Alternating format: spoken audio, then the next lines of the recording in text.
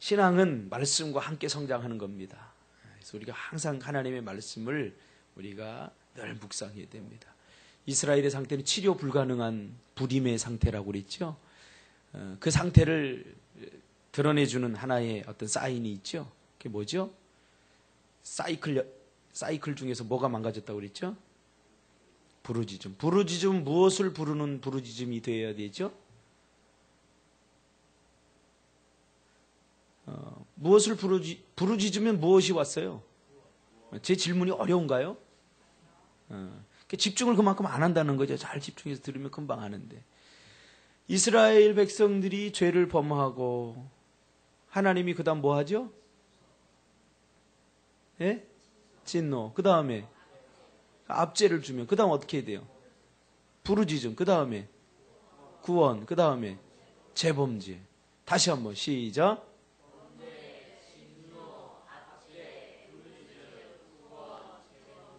예. 자, 요 사이클만 잘 알아도 우리가 신앙에 많은 도움이 되죠. 자, 근데 이 사이클이 무너졌다는 것은 불임 상태, 더 이상 구원 없음을 말한다고 그랬죠. 그래서 우린 저번 주에 부르짖음의 의욕마저 상실한 이스라엘 백성들, 잘못했습니다 해야 되는데 에이 뭐 잘못했습니다 하면 뭐하냐, 이렇게 무기력한 상태에 빠져버린 이스라엘 불임의 상태에 대해서 우리가 살펴봤고, 그럼에도 불구하고 부르짖지 않아도 하나님께서는 크신 사랑으로 구원자를 보내신다고 그랬죠. 그래서 하나님의 그 크신 사랑, 우리가 부르짖으면 하나님께서 응답해 주시면, 우리가 부르짖지 않더라도 하나님께서 우리를 구원해 주시는 그 하나님의 감당할 수 없는 사랑에 대해서 우리가 살펴봤어요.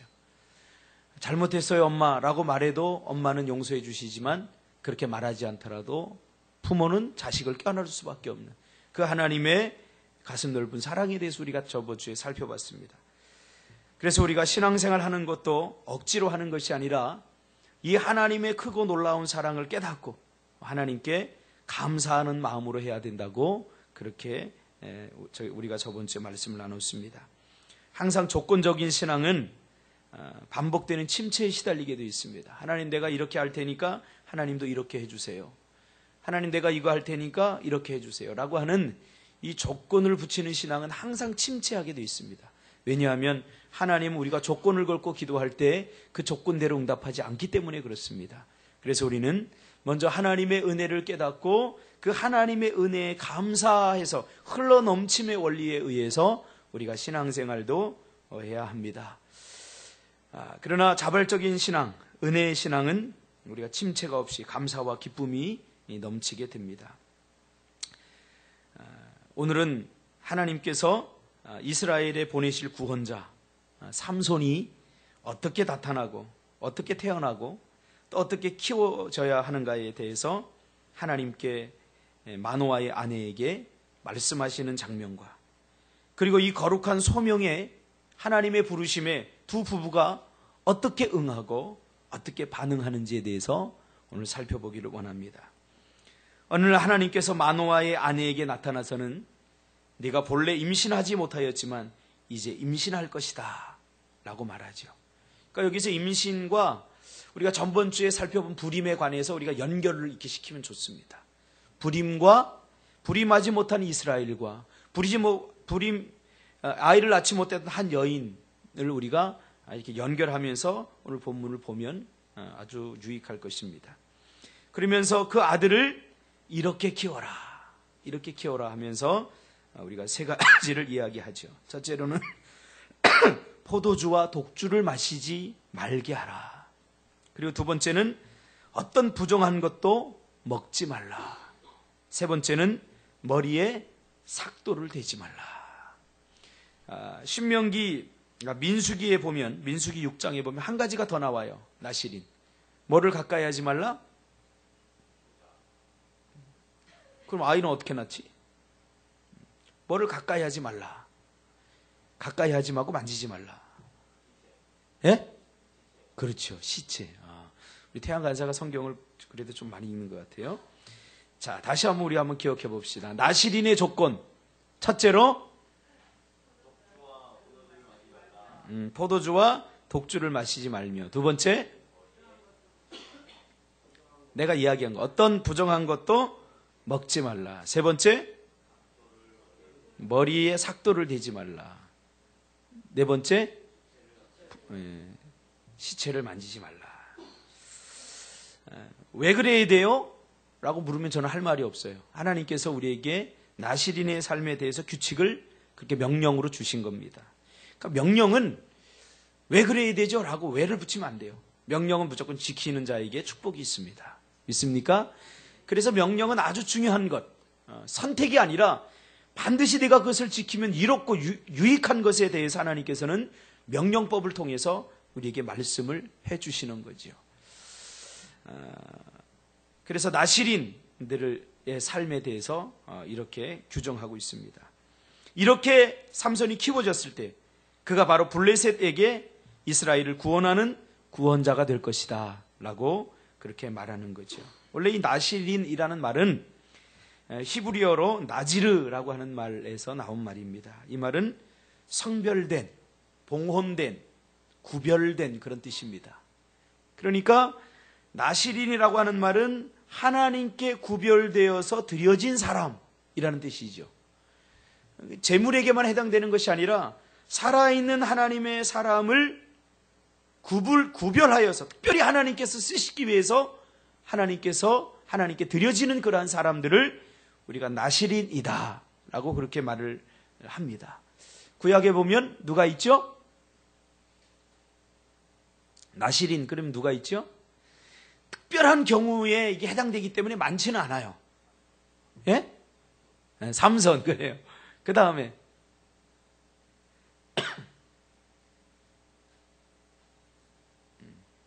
이제 앞으로 이제 답할 때까지 설교 안 할 거예요. 성경을 좀 읽으셔야 되지 않겠습니까, 우리가? 삼손, 그리고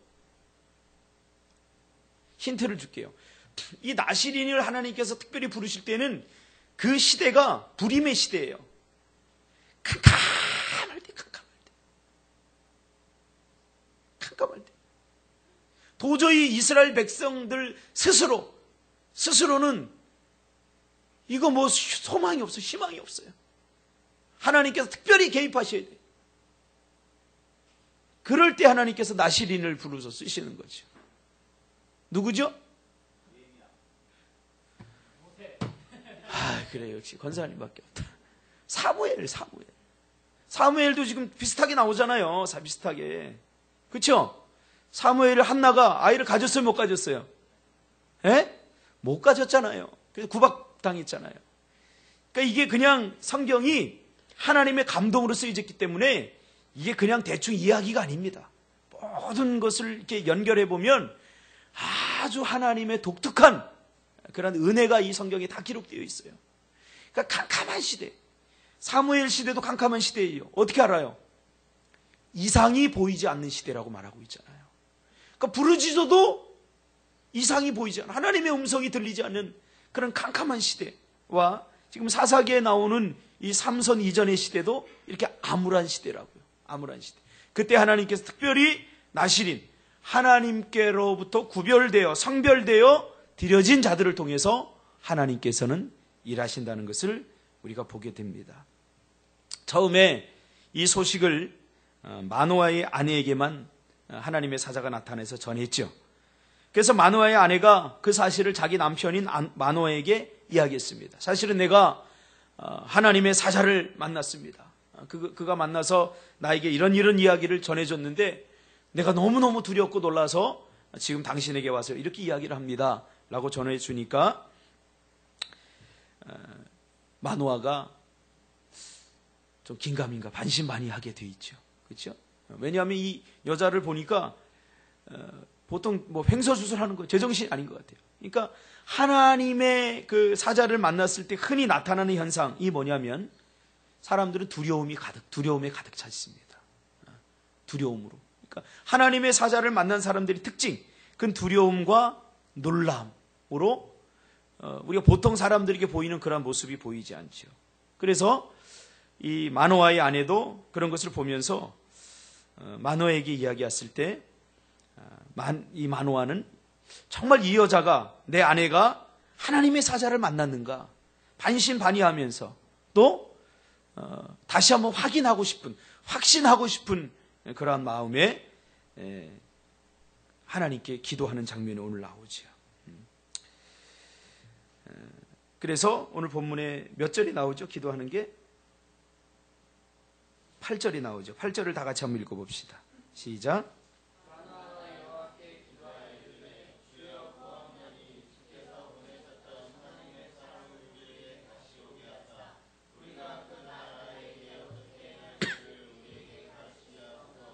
예. 그러니까 이 남편이 다시 한번 확신하고 싶었던 그런 이유에 기도하게 되죠. 이 나시린으로 산다는 것은 구약이나 신약 시대나 오늘날이나 마찬가지로 어떻게 보면 굉장히 힘들고 어려운 삶입니다. 하나님께 자신의 모든 인생을 다 바쳐진 삶입니다. 이것이 나시린의 삶입니다. 오늘날은 나시린이 있어요, 없어요? 오늘날은 나시린이 있어요, 없어요? 꼭 정답을 맞추려고 하지 마시고 그냥 틀려주세요. 질문할 때. 그냥 틀려주시면 돼요. 자꾸 맞추려고 이렇게 유식한 척 하려다 보면 벙어리가 될 수밖에 없어요. 제가 질문하는 의도를 여러분 다 맞출 수가 없어요. 저도 성경을 이렇게 막 보고서 이거 연구하고 이렇게 하니까 설교를 준비하니까 그 부분에 대해서 아는 거지. 저도 그냥 준비 안 하고 다른 목사님들 설교를 들으면 저도 몰라요. 모르는 부분이 허다해요. 그러니까 틀리세요. 알겠죠? 네. 자, 그럼 마음 편하죠. 자, 오늘날 나시린이 있어요, 없어요? 자, 있다는 사람 들어보세요. 하나, 둘, 셋, 넷, 다섯. 네, 내리세요. 없다. 시린이. 내리세요. 다 정답입니다. 있기도 하고 없기도 합니다. 없다는 말은 뭐냐면 오늘날 나시린이 구약의 그 제도처럼 그렇게 특별한 시대에 특별하게 그렇게 한 개인에게 공식적으로 임하는 그런 나시린은 없습니다. 그러나 하나님의 자녀들, 하나님의 백성들은 모두 다 하나님의 나시린입니다. 할렐루야. 믿습니까? 예, 그러니까 우리가 오늘 21세기 나시린이라는 거예요. 구약처럼 그렇게 어두운 시대, 독특한 사람에게, 어떤 특별한 사람에게 특별한 인물을 주시기 위해서 주시는 그런 나시린은 사라졌지만, 그러나 하나님께서는 오늘 예수 믿는 모든 사람들을 이 시대의 나시린으로 부르셨다는 사실입니다. 참 이 나시린으로 우리가 산다는 것은 힘들고 또 거룩한 부담감이 있는 것이 사실입니다.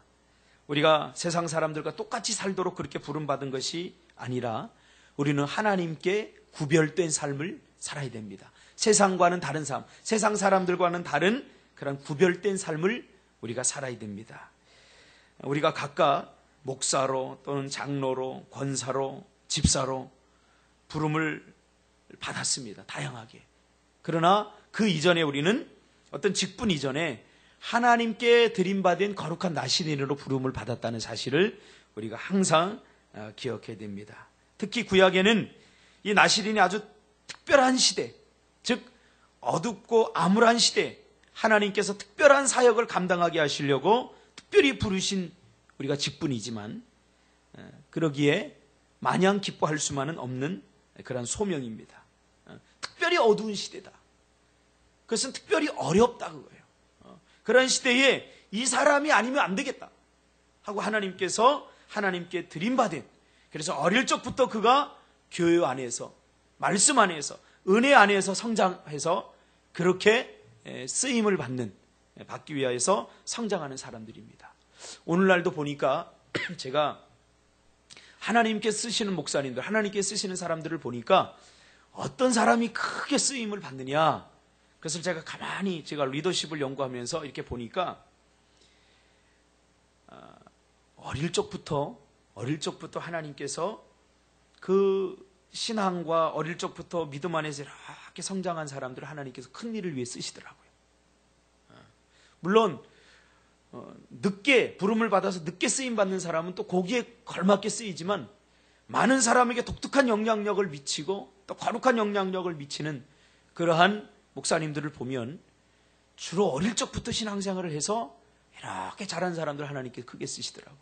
그러니까 특별히 어떤 은사가 있지 않더라도 그렇게 잘 훈련을 받은 사람은 무슨 일이든 어떤 일이든 다 할 수 있어요. 이게 나시린의 특징입니다. 나시린의 특징. 나중에 부름받은 사람은 거기에 걸맞는 독특한 어떤 은사가 필요해서 그 은사를 주에 쓰시지만, 그러나 나시린은 모든 일에 어떤 일이든 하나님께서 다 사용하신다는 거죠. 그런 면에서 하나님께서 우리에게 오늘 나시린으로 이 시대에 부르었다는 것은 얼마나 우리에게 감사한 일인지 모릅니다. 그런데 가만히 오늘날 그리스도인들을 보면 이 하나님께 주시는 소명을 기뻐만은 하지 않는 것 같습니다. 하나님께서 우리에게 직분을 주시고 소명을 주시는 것들을 보면 집사 이렇게 임명하면 기뻐 뛰는 사람 저는 잘 못 봤습니다. 집사 임명합니다. 박양숙, 와 할렐루야 이런 사람 못 봤어요. 교사 김태한, 고개를 숙이죠. 그 왜 그래요? 저는 이해를 합니다. 이게 참 직분이 무겁다는 거죠. 이 소명도 마찬가지입니다. 하나님의 콜링, 하나님이 우리를 부르실 때는 그렇게 기쁨으로만 우리가 이 소명을 받을 수 없습니다. 그래서 이 마노아도 마찬가지죠. 마노아도 자기의 자식을 나시린으로 들여줘야 한다는 그 사실에 대해서 마냥 기뻤던 것은 아닌 것 같습니다. 오늘날에도 많은 그리스도인들이 그냥 평범하게 신앙생활을 하고 싶어 한다는 것을 우리가 쉽게 발견할 수 있지 않습니까? 근데 평범하게 신앙생활을 하고 싶다. 그 저변을 이렇게 그 마음을 우리가 가만히 살펴보면 그 평범함이 적당히 라고 하는 생각을 가질 때가 많습니다. 나는 그냥 평범하게 신앙생활을 하고 싶어. 그 말 안에는 그냥 나는 좀 적당히 좀 신앙생활을 하고 싶어. 이렇게 합니다. 그래서 어떤 직분을 맡거나 교회에 조금만 열심을 내어도 사람들이 그 사람을 이상하게 봅니다. 이게 어느 순간부터 바뀌어버렸어요. 제가 어릴 적만 해도 오히려 교회에 이렇게 신앙생활을 하고 막 열심히 하고 직분을 서로 맡으려고 막 했는데, 그래서 목사도 서로 되겠다고 그래서 신학교가 얼마나 많이 생겼습니까? 그런데 어느 순간부터 직분을 잘 맡지 않으려고 하고 교회 생활 열심히 하는 것에 대해서 굉장히 부담감을 느끼고 서로 맡지 않으려고 하고 이렇게 되어버리고 있습니다. 왜냐하면 그렇게 하는 것이 특별하다고 생각하기 때문입니다. 그냥 평범한 것인데 그거는. 그래서 사람들이 그러죠. 뭐 그렇게 특별하게 믿으려고 그러냐, 뭐 이렇게 힘들게 믿으려고 그러냐, 그렇게 안 해도 천국은 다 간다. 네가 그렇게 열심히 안 해도 천국은 다 가. 그러니까 적당히 해라. 근데 그렇게 말하는 사람들은 사실은 그 사람이 천국 가는지 안 가는지도 잘 몰라요. 그냥 하는 말이에요. 그러니까 그런 사람들의 말에 절대로 속아서는 안 돼요. 어떤 분은 제가 부교육자로 있을 때인데 부흥회를 했어요. 부흥회. 근데 그 목사님이 특별한 은사가 있어서 그 예언의 은사가 있어요. 예언의 은사. 그래서 사람들을 다 이제 예언 기도를 다 해줬어요.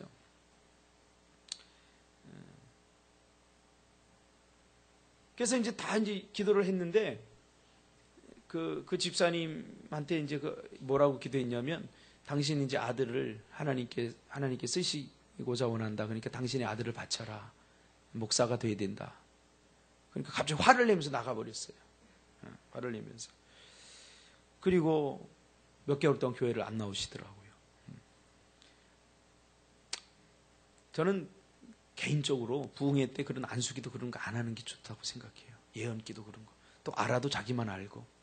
그런 일들이 오늘날 그걸 제가 부정하는 거 아닙니다. 제가 공부한 신학은 대한예수교 장로회 총신 아주 보수적인 교단입니다. 그런 거 못하게 돼 있습니다. 그러나 저는 어릴 적부터 순복음식 은혜를 받았어요. 저희 어머니가 뜨거워가지고 순복음식 은혜를 받았어요. 그래서 그걸 너무나 잘 알았기 때문에 너 나중에 목회하려면 순복음식의 뜨거움만 가지고 안 되니까 신학이 좀 있어야 된다. 그래서 저를 장로교 신학교로 보냈거든요. 그래서 오늘날 이 예배 현장에서 일어나는 모든 기적과 또 놀라운 은사, 신유, 저는 다 인정합니다. 우리 친구들, 같은 신학교 나온 친구들 이야기하면요, 뭐 예언 이런 얘기하면 더 미쳤다 이렇게 봐요. 왜? 그런 신학을 했기 때문에. 그러나 저는 경험했고 또 늘 보아왔기 때문에 저는 인정을 합니다. 그러나 그럼에도 불구하고 이것이 공동체 안에서 이루어질 때 얼마나 많은 좋지 않은 영향력이 미치는지 몰라요. 지금도 보세요. 그 사람은 이 콜링, 이 소명을 받을 준비가 되어 있지 않은데 어느 날 목사님이 와서 부응한다고 당신의 아들을 신학교 하나님께서 보내라. 목사로 하나님께서 부르셨다. 이렇게 이야기하니까 그럼 뛰쳐나가요. 그러니까 그 부흥회는 어떻게 되겠어요? 부흥회는 막 끝나버린 거죠. 이런 일은 좀 바람직하지 않다. 그렇게 생각을 합니다. 또 안수나 이런 기도는 꼭 자기가 속해 있는 교회 목사님한테 하세요.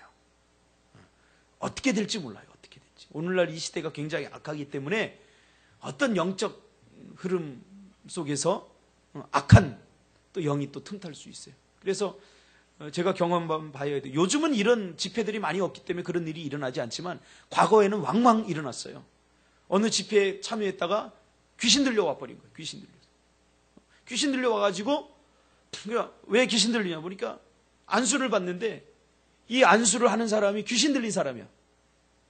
막 역사를 막 일으키고 그러니까 평신도들은 그 영적 구분을 못해요. 분별을 못하잖아요. 분별을 못하니까 막 예언해주고 막 이러니까 와, 저 사람 정말인가 보다. 그래서 다 고개를 다 뒤미려고 안수를 받았는데 악한 영이 들려버린 거예요.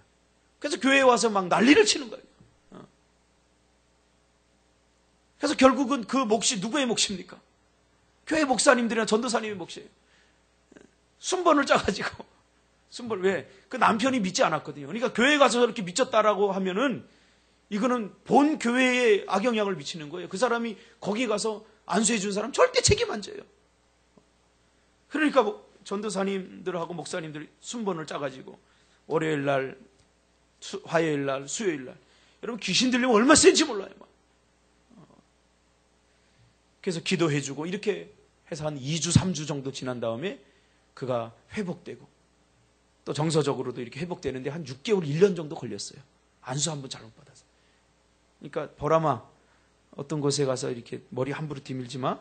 그러니까 목사님이 안수 받아도 돼. 그런 사람들한테 받아도 돼요. 그런데 막 용하다. 그런데 이렇게 찾아다니면서 머리 뒤밀면 반드시 신앙이 혼란스러워질 수 있어요. 우리가 이거 잘 알아야 돼요. 잘 알아야 돼요. 중요한 것은 하나님이 나를 부르시고 그 부르심에 따라 헌신하는 그 소명에 따라서 사는 삶이 중요하다는 거지요. 제가 신학교에 이렇게 들어가서 가보면 나이 많은 신학생들이 있어요. 나이 많은 신학생들. 제가 총신대 신대원 다닐 때도 제가 그때 30대 초반이었는데 학교 다닐 때 보통 그 정도입니다. 보통 빠르면 20대 후반이고 제가 그냥 맥시멈입니다. 30대 초반 거의 다. 그런데 50대, 60대 희끗희끗한 사람들이 있어요. 근데 그 사람들 많지는 않지만 가끔 보면 그런 생각이 들어요. 야, 저 사람들 뭐 비싼 등록금 내고 왜 저 나이에 신학을 하는가? 여러분 신학 공부가 녹록치 않습니다. 그 히브리어 헬라어 우리가 신대원 들어가서 히브리어 헬라어를 마스터하는데 한 3달 정도 주는데 그거 하다가 죽은 사람도 있어요. 실제로 얼마나 혹독하게 시키냐면 하루에 2시간씩 이상을 자면 떨어져요. 그 과정이. 그 떨어지면 대학원에 붙어도 학교 못 다니는 거예요. 그 동계어학 강좌라고 아주 유명합니다. 그 3개월 안에 히브리어 헬라어를 마스터하려고 하다 보니까 얼마나 머리를 많이 쓰겠습니까? 저도 지금 다시 들어가면 못 들어갈 것 같아요.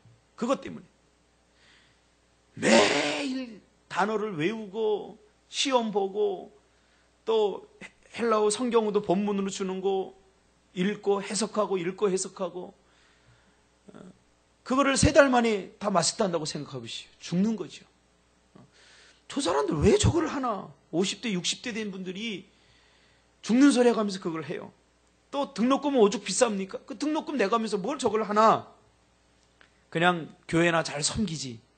그렇게 저도 생각을 하고 50대 60대 이렇게 신학교 오는 사람들 저는 고운 눈으로 이렇게 잘 안 봤습니다. 그런데 그분들이 이렇게 살아온 여정을 이렇게 제가 학교 생활하면서 한두 번 만나면서 이렇게 들어보면서 정말 눈물 없이는 들을 수 없는 그런 이야기들이 많습니다.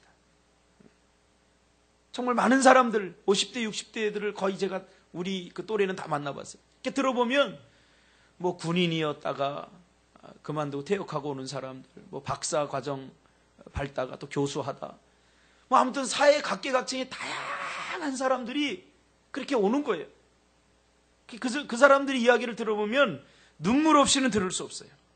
근데 그 사람들이 마지막에 하는 말이 뭐냐면, 이게 저에게 굉장히 중요한 어떤 사역의 하나의 모토가 되었습니다.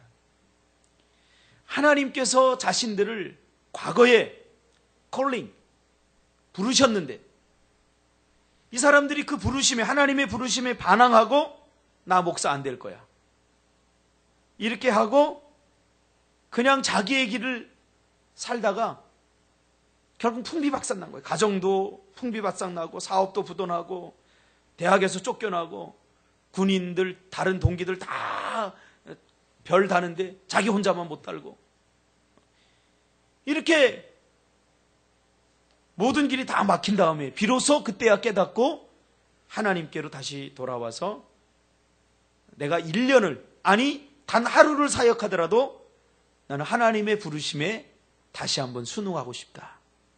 그래서 그 학교에 와서 50대, 60대들이 얼마나 어린 아이처럼 공부하는지. 우리들은 그냥 요령이 좀 있어요. 요령이 있어서 공부하더라도 이렇게 하는데 그분들은 시키는 대로 하는 거예요. 시키는 대로. 전도하세요. 그럼 나가 전도하고. 그런 걸 보면서, 그 사람들의 그 이야기를 들으면서 제가 그때 들을 때 무슨 생각이 있었냐면, 저는 사실 어릴 적부터 교회에서 살았거든요. 찬양도 어릴 적부터, 이 어릴 적에 다 배웠던 거예요. 성경도 마찬가지예요. 어릴 적부터 전 교회에서 살아서 교회의 생리에 대해서, 교회의 심리에 대해서 다 알아요.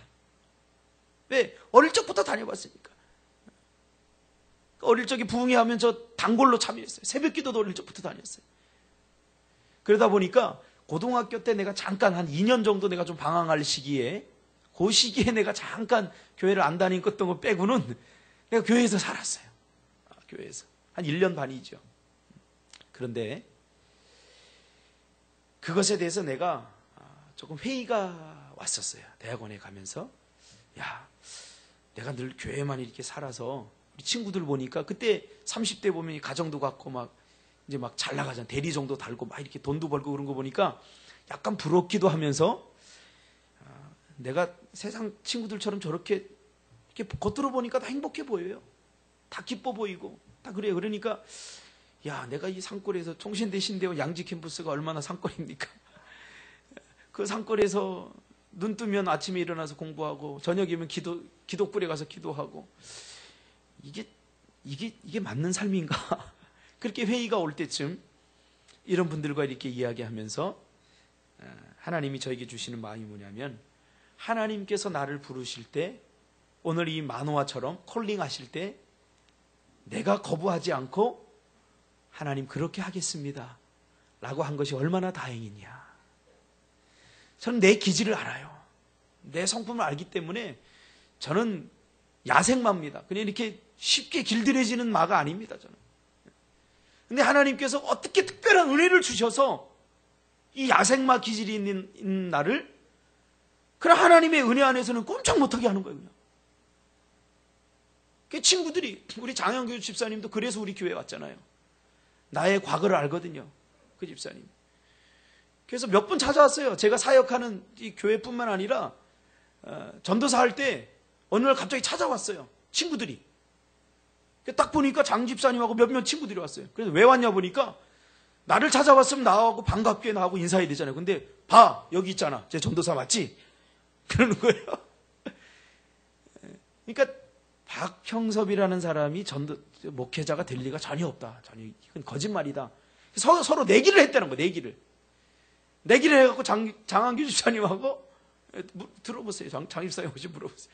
그래서 끌고 와서 보니까, 봐, 제 형사님 목사잖아. 저 전도사잖아. 선교사 같잖아. 그러면서 손깍지를 하는 거예요. 그러니까 하나님께서 나를 부르셨을 때, 내가 내가 목사가 되겠습니다 하고 지금까지 학원에서 강사 3년 한 것 외에는 제가 딴 한눈 팔지 않았습니다. 지금까지 이 길을 달려왔습니다. 지금 이것이 저는 얼마나 감사하고 얼마나 기쁜지 몰라요. 나중에 부르신 바 된 친구들이 있어요. 신학교에 이렇게 가보면 있는데 그 친구들은 쉽게 학교에 적응을 잘 못해요.